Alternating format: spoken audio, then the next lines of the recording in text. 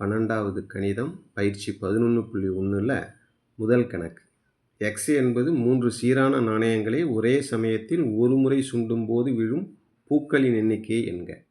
எக்ஸுங்கிறது என்னன்னா 3 நாணயங்களை ஒரு முறை சுண்டும்போது கிடைக்கக்கூடிய பூக்களின் எண்ணிக்கை. சமவாய்ப்பு மாறியான எக்ஸின் மதிப்புகளையும் அதன் நேர்மாறு பிம்பங்களில் உள்ள புள்ளிகளின் எண்ணிக்கையையும் காண்க. இதுதான் கணக்கு. இப்போ எக்ஸு 3 நாணயங்கள் நம்ம சுண்டுறோம் இல்லையா, அப்போ நமக்கு கிடைக்கக்கூடிய கூறுவழி நமக்கு எத்தனை வரும்? 8 வரும். அதாவது ஹெச்டி அப்படின்னு போடுவோம் இல்லையா, நமக்கு எழுத தெரியும். அந்த 8த்தையும் எழுதிடுறோம். இப்போ மொத்தம் என்ஆஃப்எஸில் எத்தனை உறுப்புகள் இருக்குது? 8 உறுப்புகள் இருக்குது.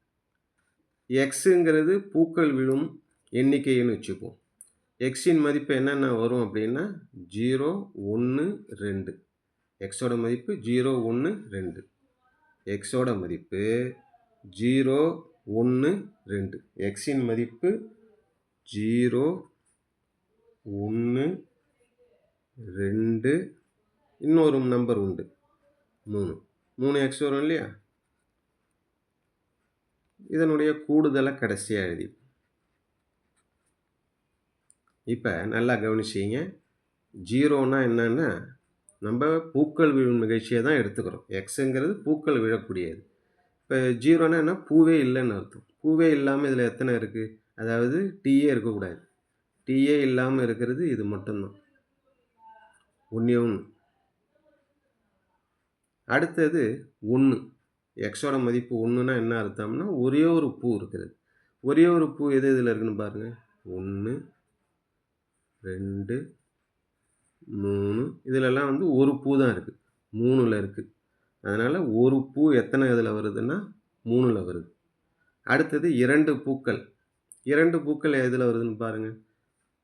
இதோ இருக்குது 1, 2, 3. இதுலேயும் 2 பூ இருக்குது. அடுத்தது 3 அப்படின்னா 3 பூக்கள் வரணும். 3 பூக்கள் வரக்கூடியது அப்படிங்கிறது 1 தான் இருக்குது. அதையும் எழுதிடுறோம். 1, 3, 3, 1. இந்த எல்லாத்தையும் கூட்டினோம்னா 4, 7, 8. அதை தான் கூடுதலில் எழுதிக்கிறோம். இந்த இடத்துல நம்ம எழுத போகிறது, கணக்குலேயே நமக்கு என்ன சொல்லியிருக்காங்க, எக்ஸின் மதிப்போட என்ன கேட்டிருக்காங்க, அதோட நேர்மாறு பிம்பங்களின் மேல் உள்ள புள்ளிகளின் எண்ணிக்கை. அதை தான் நம்ம இங்கே எழுதுகிறோம். என்னது? 1 எக்ஸுன்னு எழுதிக்கிறோம். 0, 1, 2, 3. அடுத்தது நேர்மாறு பிம்பங்களின் எண்ணிக்கைன்னா 1, 3, 3, 1. இதனுடைய கூடுதல் இங்கே இருக்குது. கணக்கு 1 ஓவர். ஓகே. பயிற்சி 11.1ல் வினாயன் 2. இங்கே என்ன கொடுத்துருக்காங்க, ஒரு கூடையில் 5 மாங்கனிகள், 4 ஆப்பிள் உள்ளது. அதிலேருந்து 3 பழத்தை நம்ம சமவாய்ப்பு முறையில் தேர்ந்தெடுக்கிறோம். அவ்வாறு தேர்ந்தெடுக்கும் பழங்கள் ஆப்பிளாக இருந்தால் சமவாய்ப்பு மாறி எக்ஸின் மதிப்புகளையும் அதன் நேர்மாறு பிம்பங்களில் உள்ள புள்ளிகளின் எண்ணிக்கையும் கண்டுபிடிக்க சொல்லியிருக்காங்க. இப்போ இந்த இடத்துல எக்ஸுங்கிறது என்ன அப்படின்னா 3 பழங்கள் தான் நம்ம சமவாய்ப்பு முறையில் தேர்ந்தெடுக்கிறோம். அந்த 3மே என்னவா இருக்கணும் அப்படின்னா ஆப்பிள் பழமாக இருக்கணும். ஞாபகம் வச்சுக்கிங்க. மாங்கனிகள் 5 இருக்குது, ஆப்பிள் 4 இருக்குது. நம்ம மொத்தம் கூடுதல் எவ்வளோ வருது? கூடுதல் 9. இந்த 9ல் நம்ம எத்தனை பழங்கள் தேர்ந்தெடுக்கணும் அப்படின்னா 3 பழம். அதனால் 9C3. இதுதான் நமக்கு N(S). 9C3னா எழுத தெரியும். 9, 8, 7/3 × 2 × 1.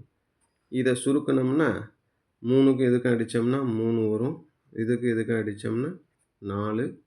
அப்போ 3 12, 12 7 57 70 77 84 வரும். இதுதான் என்னென்னா N(S). இரண்டாவது கணக்குக்கு N(S) 84. அடுத்து எக்ஸ் என்பது கணக்கில் என்ன சொல்லியிருக்காங்கன்னா ஆப்பிள்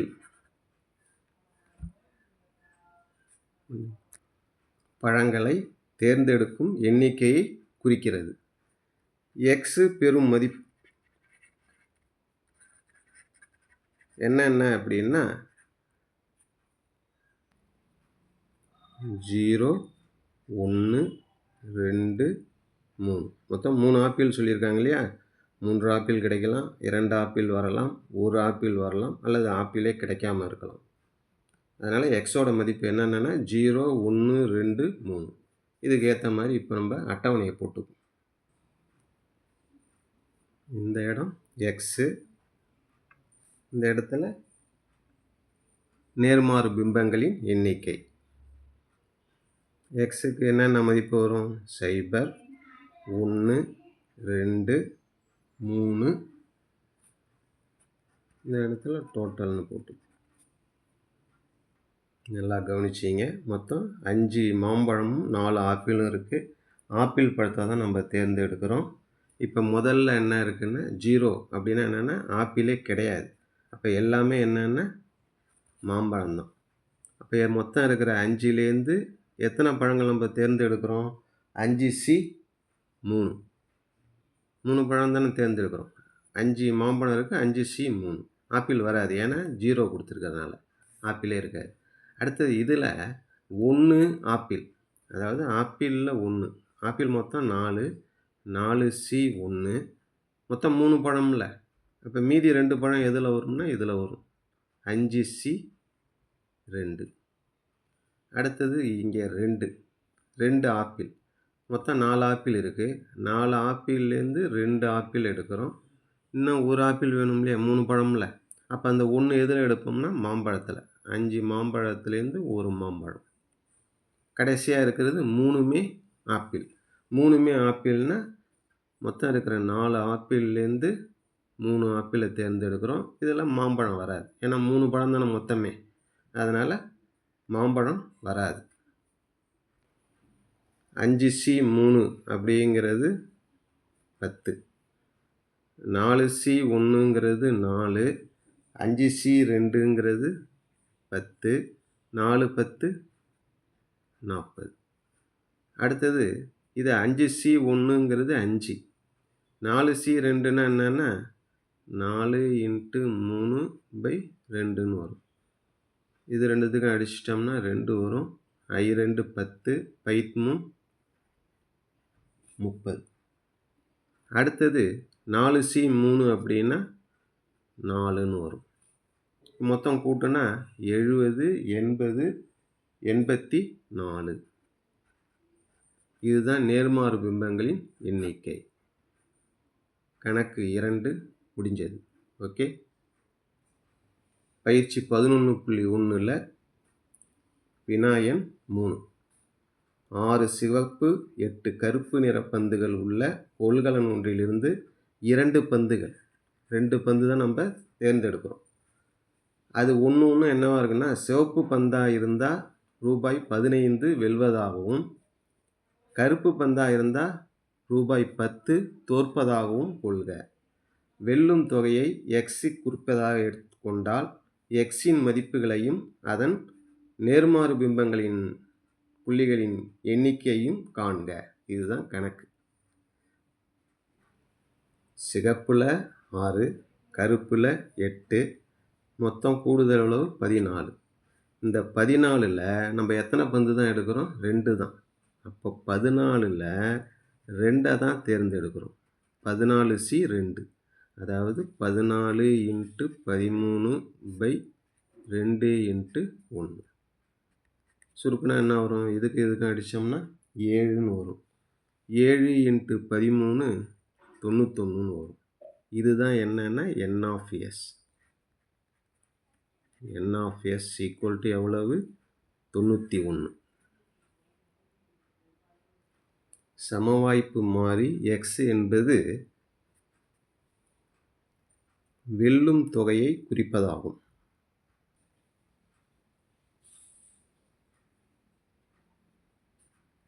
Xன் மதிப்புகள்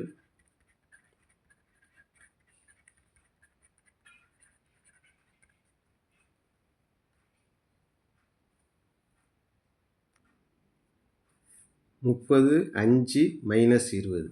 இது எப்படி வந்தது அப்படின்னா, நம்ம மொத்தம் 2 பந்து தானே நம்ம தேர்ந்தெடுக்க போகிறோம். இப்போ 2 பந்துகளை தேர்ந்தெடுக்கும்போது 2மே வந்து சிவப்பாக இருந்தால், அதாவது ரெட்டு சிவப்பா இருந்தா நமக்கு எவ்வளோ கிடைக்கும் அப்படின்னா, ஒரு இதுக்கு ரூ. 15 அப்படின்னு, இன்னொரு இதுக்கும் 15 மொத்தம் 30. இப்ப இதே 2ல 1 வந்து சிகப்பு, இன்னொன்னு கருப்பு. அப்படி இருந்தா, கருப்புக்கு நமக்கு என்ன வரும்? சிகப்புக்கு 15 தெரியும். கருப்ப பொறுத்தவரையும் கருப்புக்கு கணக்குல எவ்வளோ குடுத்துருக்காங்க? -10ன்னு குடுத்துருக்காங்க. அதனால நமக்கு 10ல 15ல 10 போயிடுச்சுனா மிச்சம் 5. இப்ப இந்த 2மே நமக்கு வந்து கருப்பா இருக்குன்னு வச்சுப்போம். 2மே கருப்பு அப்படின்னா, கருப்புக்கு என்ன மதிப்பு? -10, இன்னொரு கருப்புக்கு -10, -20. இதுதான் அந்த மதிப்புகள். இந்த மதிப்புகள் எப்படி வந்ததுங்கிறது இதுதான். இது நீங்க மைண்ட்ல வச்சுக்கிங்க. நம்ம கணக்குக்கு போவோம்.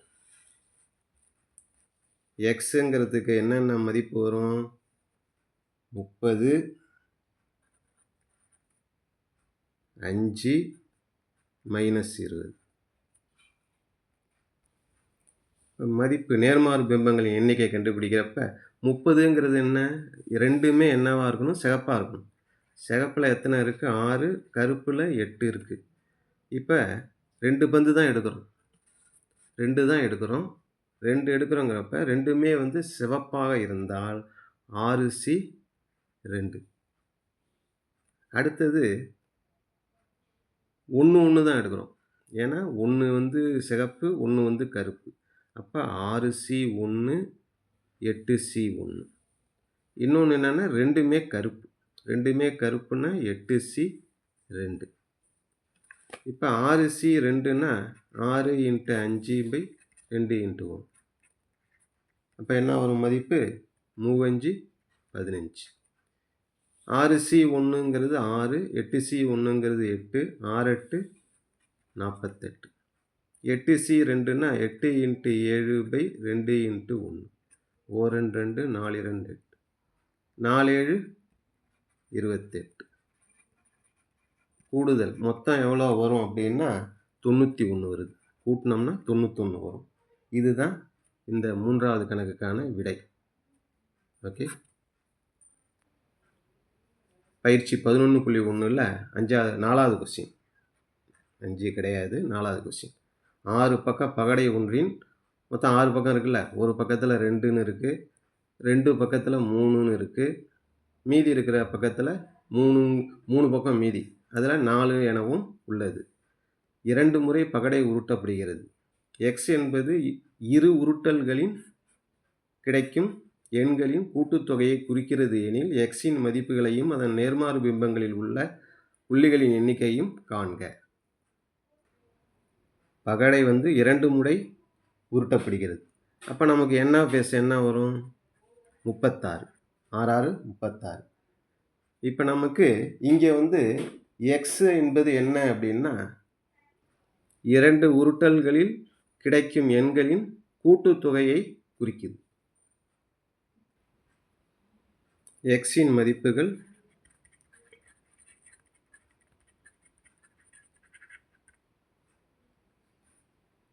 4, 5, 6, 7, 8. இப்போ நம்ம இதை வச்சுக்கிட்டு ஒரு அட்டவணையை உருவாக்குவோம். பகடையோட ஒரு பக்கத்தில் எண் 2ம், அடுத்த 2 பக்கத்தில் எண் 3ம், மீதி உள்ள 3 பக்கத்தில் எண் 4 இருக்கு. அதுதான் இப்படி எழுதிக்கிறோம். இந்த பக்கமும் அதே போல் 2, 3, அதான் இதையே திருப்பி எழுதிக்கிறோம். ரெண்டுத்தையுமே திருப்பி எழுதிக்கிறோம். இப்போ கூடுதல் தானே கேட்டிருக்காங்க. 2 + 2 4, 2 + 3 5, 2 + 3 5, 2 + 4 6, 2 + 4 6. இதே மாதிரி இது ஃபுல்லாக பண்ணிடுறோம். இந்த அட்டவணையில் 4 என்ற எண் மொத்தம் இருக்குது. 4 5 6 7 8 தானே. 4ங்கிறது எத்தனை இருக்குன்னு பாருங்கள். 4 வந்து எத்தனைன்னா 1, 4ங்கிற நம்பர் 1 தான் வந்திருக்கு. ஒரு தடவை தான் வந்திருக்கு. அடுத்தது 5 எடுத்துப்போம். 5 எடுத்துக்கிட்டோம்னா 1 2 3 4 4 தடவை 5 வந்துருக்கு. அடுத்தது 6 எடுத்துக்கிட்டோம்னா 1 2 3 4 5 6 7 8 8 தடவை 6. அப்புறமேல இங்கே 2 இருக்குது. 10 தடவை 6 வந்துருக்கு. 6 வந்து 10 தடவை வந்துருக்கு. அடுத்தது 7 எடுத்துக்கிட்டோம்னா 1 2 3 4 5 6 7 8 9 10 11 12 12 தடவை 7 வந்துருக்கு. 8 வந்து 3 6 9 9 தடவை 3 வந்துருக்கு. இதை அப்படியே எடுத்து நம்ம அந்த அட்டவணையில் எழுதிடலாம். 4 வந்து 4 5 6 7 8 4 எத்தனை தடவை வந்திருக்கு? ஒரு தடவை. 5 வந்து 4 தடவை. 6 10 தடவை. 7 12 தடவை. 8 9 தடவை. இதை அப்படியே கூட்டினா நமக்கு என்ன கிடைக்கும்னா அந்த 36 பக்கம் கிடைச்சிரும். இதுதான் நமக்கு தேவையான நேர்மாறு பிம்பங்களின் எண்ணிக்கை. இத்துடன் பயிற்சி 11.1 ஓவர். ஓகே.